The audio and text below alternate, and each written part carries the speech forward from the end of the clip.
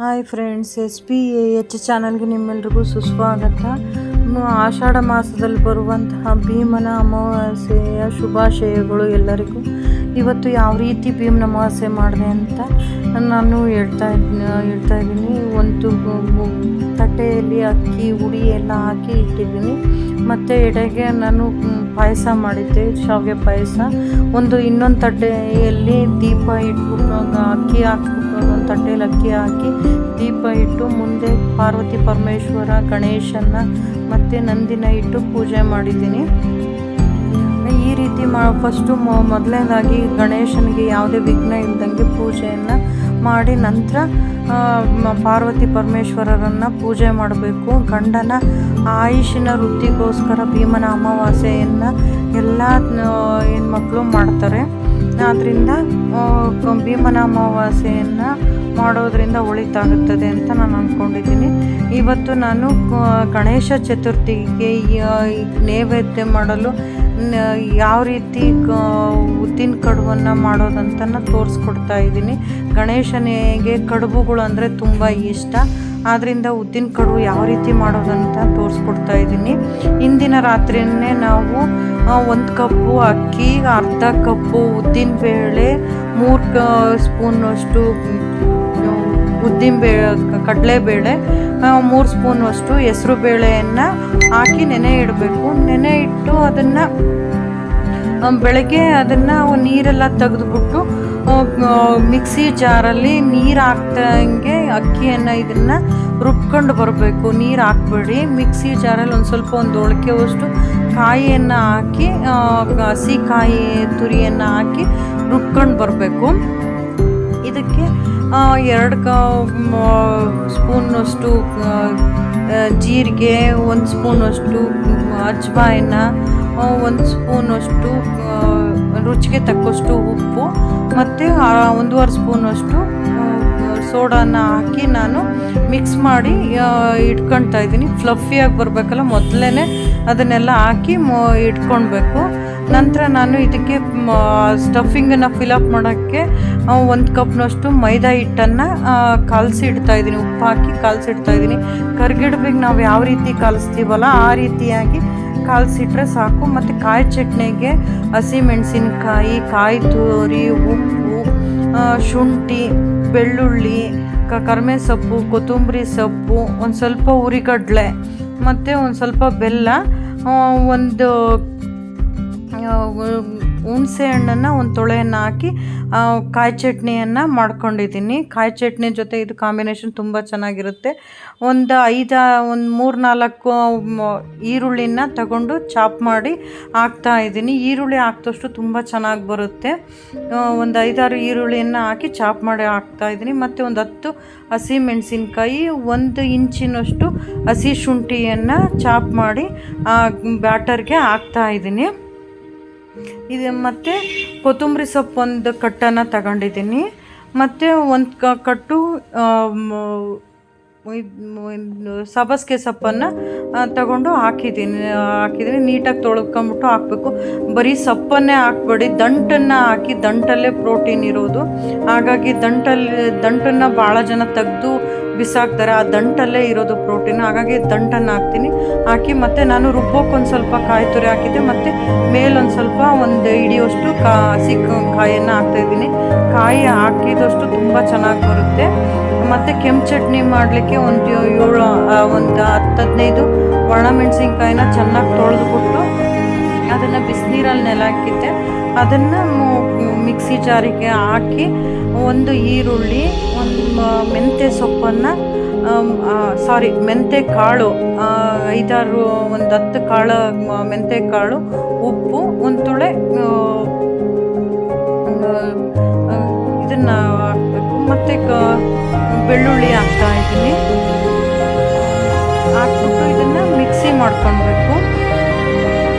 ನೋಡಿ, ಈ ರೀತಿಯಾಗಿ ಒಂದು 1/4 ಕಪ್ನಷ್ಟು ನೀರು ಹಾಕಿ ರುಬ್ಕೊಂಡಿದ್ದೀನಿ. ಗಟ್ಟಿಯಾಗಿ ರುಬ್ಕೊಬೇಕು. ಒಂದು 4-5 ಸ್ಪೂನು ನೀರು ಹಾಕ್ಬಿಟ್ಟು ರುಬ್ಕೊಳ್ಳಿ. ಜಾಸ್ತಿ ನೀರು ಹಾಕ್ಕೊಂಡು ರುಬ್ಕೊಳ್ಬೇಡಿ, ಚೆನ್ನಾಗಿ ಬರೋಲ್ಲ. ನೋಡಿ, ಇದಕ್ಕೆ ಒಂದು 3 ಸ್ಪೂನಷ್ಟು ಎಣ್ಣೆ ಕಾಸಿ ರುಬ್ಬಿಟ್ಕೊಂಡಿದ್ನಲ್ಲ ಕೆಂಪು ಚಟ್ನಿನ, ಅದನ್ನು ಹಾಕ್ಬಿಟ್ಟು ಮಿಕ್ಸ್ ಮಾಡಿ ಇಟ್ಕೊಳ್ಳಿ. ಇದನ್ನು ಒಂದು 15 ದಿನನಾರು ಒಂದು ವಾರನಾರು ಫ್ರಿಜ್ಜಲ್ಲಿ ಇಟ್ಕೊಂಡು ತಿನ್ಬೋದು. ಕೆಂಪು ಚಟ್ನಿ ಉಳಿದ್ರೂ ಏನು ವೇಸ್ಟ್ ಆಗೋಲ್ಲ, ಚೆನ್ನಾಗಿರುತ್ತೆ.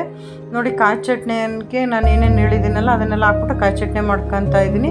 ಉದ್ದಿನ ಕಡುಬನ್ನು ಯಾವ ರೀತಿ ಸ್ಟಫ್ ಮಾಡಿ ಇಟ್ಕೊಬೇಕು ಅಂತ ತೋರಿಸ್ತೀನಿ. ನಾನು ಅಲ್ಲೇ ಮೊದಲೇ ಒಂದು ತಿಂಡಿಗೆ ಟೈಮ್ ಆಗಿತ್ತು, ಹಾಗಾಗಿ ಮೊದಲೇ ಒಂದು ಬ್ಯಾಚ್ ಬೇಯಿಸಿದ್ದೆ. ಯಾವ ರೀತಿ ಮತ್ತು ಕೆಂಪು ಚಟ್ನಿ ಯಾವ ರೀತಿ ಆಯಿತು ಅನ್ನೋದು ತೋರಿಸ್ತೀನಿ ನೋಡಿ. ಈ ರೀತಿಯಾಗಿ ಒಂದು ಜಾರಲ್ಲೇ ಹಾಕಿಟ್ರೆ ಒಂದು 15 ದಿನ ಆದರೂ ಇರುತ್ತೆ ನೋಡಿ. ಮೊದಲು ಈ ರೀತಿಯಾಗಿ ಬಿಸಿನೀರನ್ನು ಹಾಕಿ ನೆನೆ ಇಟ್ಟು ಕೆಂಪು ಚಟ್ನಿಯನ್ನು ಮಾಡಬೇಕು ನೋಡಿ. ಇದಕ್ಕೆ ರುಬ್ಕೊಂಡು ಬಂದಿರೋದನ್ನು ತೋರಿಸಿದ್ದೀನಿ. ಮತ್ತು ಇದಕ್ಕೆ ಮತ್ತು ಇದರಲ್ಲಿ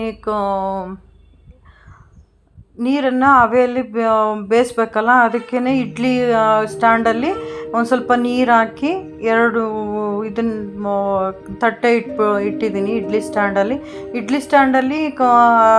ಒಂದರಲ್ಲಿ ಒಂದು ತಟ್ಟೆಯಲ್ಲಿ 7 ಇರುತ್ತೆ, ಒಂದು ಸಲ 2 ತಟ್ಟೆ ಇರುತ್ತೆ. 2 ತಟ್ಟೆಯಲ್ಲಿ ಒಂದು ಸಲಕ್ಕೆ 14 ಆಗುತ್ತೆ. ಒಂದು ಸಲ ಕೂತ್ರೆ ಇಬ್ಬರು ತಿನ್ಬೋದು, ಇಲ್ಲಾಂದ್ರೆ 3 ಜನ ತಿನ್ಬೋದು. ಈ ರೀತಿಯಾಗಿ ನೋಡಿ ತೆಳುವಾಗಿ ಉಚ್ಕೊಳ್ಬೇಕು. ಕರ್ಗಡ್ಬಿಗೆ ಮಾಡ್ತೀವಲ್ಲ ಆ ರೀತಿಯಾಗಿ ಕರ್ಗಡ್ಬಿಗೆ ಒಂದು ಸ್ವಲ್ಪ ದಪ್ಪ ಉದ್ದುತ್ತೀವಿ. ಇದಕ್ಕೆ ಒಂದು ತೆಳುವಾಗಿ ಉಜ್ಜಿದ್ರೂ ನಡೆಯುತ್ತೆ.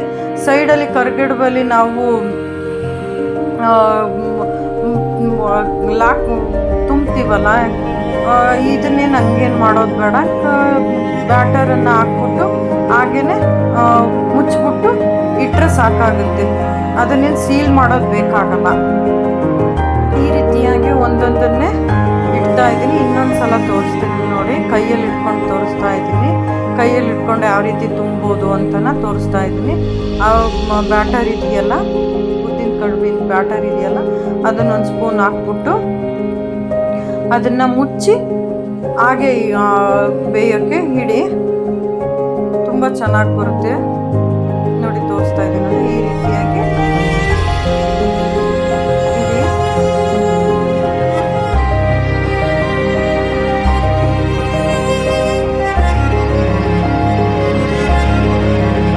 ಗಣೇಶನ ಹಬ್ಬಕ್ಕೆ ತುಂಬ ಚೆನ್ನಾಗುತ್ತೆ ಮಾಡಿ. ಯಾವ ರೀತಿ ಬಂತು ಅಂತ ಹೇಳಿ ನನಗೆ ಫ್ರೆಂಡ್ಸ್ ನೋಡಿ. ನಾನು ಏನಾರು ತಪ್ಪಾಗಿ ಏನಾರು ಹೇಳಿದರೆ ಕ್ಷಮೆ ಇರಲಿ. ನನ್ನ ಯೂಟ್ಯೂಬ್ ನಿಮಗೆ ಇಷ್ಟ ಆಯಿತು ಅಂದರೆ ಶೇರ್ ಮಾಡಿ, ಲೈಕ್ ಮಾಡಿ, ಸಬ್ಸ್ಕ್ರೈಬ್ ಆಗಿ ಫ್ರೆಂಡ್ಸ್. ಇನ್ನೂ ನನಗೆ ನೀವು ಏನಾದ್ರು ಲೈಕು ಮತ್ತು ಶೇರ್ ಮಾಡಿದರೆ, ಸಬ್ಸ್ಕ್ರೈಬ್ ಆದರೆ ನನಗಿನ್ನೂ ಮಾಡಲಿಕ್ಕೆ ಇನ್ನೂ ಹೊಸ ಹೊಸ ಅಡುಗೆಗಳನ್ನು ತೋರ್ಸೋಕ್ಕೆ ನನಗೂ ಉತ್ಸಾಹ ಇರುತ್ತೆ ಫ್ರೆಂಡ್ಸ್. ಹಾಗಾಗಿ ಇದನ್ನೆಲ್ಲ ಮಾಡಿಬಿಟ್ಟು ಒಂದು ಲೋಟ ಟೀ ಮಾಡ್ಕೊಂಡು ಕುಡಿದೆ ನೋಡಿ. ಇದನ್ನೆಲ್ಲ ಬಿಲ್ಲೆ ಮಾಡಿ ಇಟ್ಕೊಂಡಿದ್ನೆಲ್ಲ ಎಲ್ಲವನ್ನೂ ಉದ್ದಿಟ್ಕೊಂಡೆ ನೋಡಿ. ಒಂದು 20 ನಿಮಿಷ ಬೇಯೋಕ್ಕಿಟ್ರೆ ಸಾಕಾಗುತ್ತೆ. ಇದನ್ನು ಬೇಯಿಸ್ಬಿಟ್ಟು ನೋಡಿ. ಇದು ಸ್ಟಫಿಂಗು ಈ ಥರ ಹೊರಗೆ ಬರಬೇಕು, ಆವಾಗ ಚೆನ್ನಾಗಿ ಬೆಂದಿದೆ ಅಂತ. ಕೈಗೆ ಹತ್ತುತ್ತಾ ಇಲ್ಲ ನೋಡಿ. ತೋರಿಸ್ತಾ ಇದ್ದೀನಿ. ಈ ರೀತಿಯಾಗಿ ತುಂಬ ಸ್ಮೂತಾಗಿ ತುಂಬ ಚೆನ್ನಾಗಿ ಬರುತ್ತೆ ಫ್ರೆಂಡ್ಸ್. ಬಿಸಿದು ತಿನ್ನೋಕ್ಕೆ ತುಂಬ ಚೆನ್ನಾಗಿರುತ್ತೆ. ಕಾಯಿ ಚಟ್ನಿ ಮತ್ತು ಕೆಂಪು ಚಟ್ನಿ ಜೊತೆಗೆ ತುಪ್ಪ ಹಾಕ್ಕೊಂಡು ತಿಂದರೆ ತುಂಬ ಬಿಸಿ ತುಂಬ ಚೆನ್ನಾಗಿರುತ್ತೆ. ಮತ್ತು ಕಾಯಿ ಚಟ್ನಿ ಜೊತೆಗೆ ಮೊಸರನ್ನ ಹಾಕ್ಕೊಂಡು ತಿನ್ನೋಕ್ಕೆ ಚೆನ್ನಾಗಿರುತ್ತೆ. ಈ ವರ್ಷದ ಗಣೇಶ ಚತುರ್ಥಿಗೆ ನೈವೇದ್ಯವಾಗಿ ಉದ್ದಿನ ಕಡುಬನ್ನು ಮಾಡಿ ಯಾವ ರೀತಿ ಬಂತು ಅಂತ ನನಗೆ ತಿಳಿಸಿ ಫ್ರೆಂಡ್ಸ್. ಮತ್ತು ಲೈಕ್ ಮಾಡಿ, ಶೇರ್ ಮಾಡಿ, ಸಬ್ಸ್ಕ್ರೈಬ್ ಆಗಿ friends. Thank you very much friends.